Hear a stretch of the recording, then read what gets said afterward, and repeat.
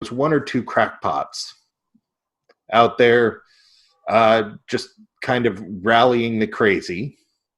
Yeah. But now we've seemed to have come to this place where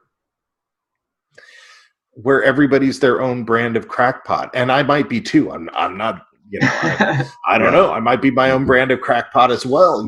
It's like, how do we get to the point where we're all crackpots? Did social media just allow us to put too much of ourselves out there?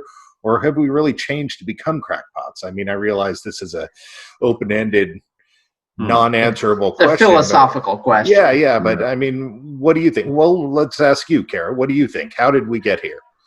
I think there's a couple of things, because there has always been a paranoid, anti-factual strain of politics in this country. That is not remotely new. That goes back to the founding of our country. And there probably should be. Look at a lot of the sort of silver standard reactionary types in the 19th century, or the John Birch Society in the 20th century. There have always been the crazies. I think social media has turned it into much more of a contest of social media has basically leveled out every expert with every person who looks like an expert. And I think that's really harmful, and I think the only possible solution to that is if your average person develops the literacy to distinguish between them. And that's a huge ask. I think for that to happen, we would need a total revamping of our education system, basically. I think that's the only thing that would do it, because a lot of people grow up hating learning because our education system is so bad.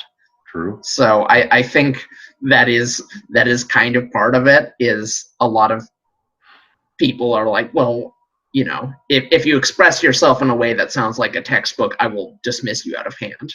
Which is too bad, because that's the guy who is most likely to be telling the truth. Well, so.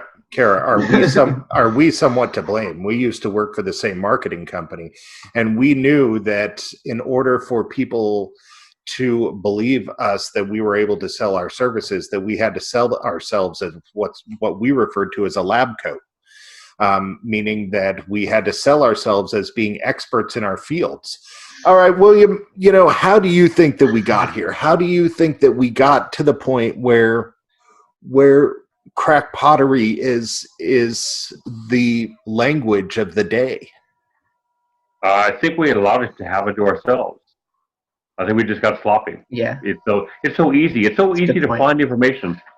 When I was a kid, a long time ago, you used to go to the library. You'd pick up the newspaper. You go to the library and do some research on books. Imagine that. Right. Nowadays, you just pick up your computer or your laptop or whatever, or your phone, and just type in a few words on Google and you find information. The trouble is, they may not be valid information. It's gotten so easy to find out about things. We've lost the ability to discern what's valid and what's not. Yeah. We've lost the ability to have some critical thinking, to analyze what's being claimed, as opposed to 40 years ago, we had more of a critical mind. It seemed to me we did. So that's gotten a little more, that's become much more rare nowadays. So the internet has helped in some ways, but it's really hurt in other ways. And I think the situation is we've gotten here by our own hands.